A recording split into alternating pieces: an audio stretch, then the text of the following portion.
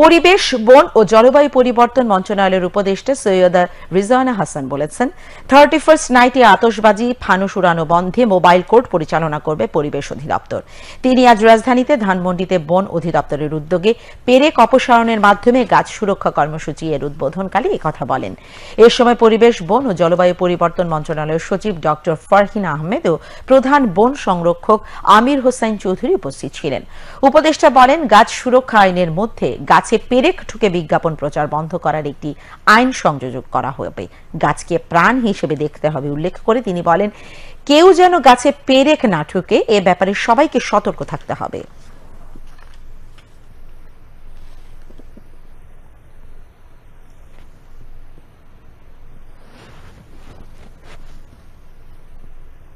লোকে যেন আর গাছের মধ্যে পেরেক না ঠুকে সেই আবেদনও আমরা রেখে যাচ্ছি এবং এটা আইনি বিধান হিসেবে যখন আসবে তখন আমরা মনে করি যে দোষী ব্যক্তিদের এবং বিজ্ঞাপনদাতা যারা আছে তাদের বিরুদ্ধে আমরা ব্যবস্থা নিতে পারবো। আজকে রাতে যেন আতশবাজি, পটকা এগুলো ফোটানো না হয়, শব্দ দূষণ না করা হয় এবং পাখিকুল, প্রাণীকুলের এবং মানুষের স্বাস্থ্যের জন্য ক্ষতিকর অত্যন্ত উচ্চ শব্দ সৃষ্টি করা না হয়।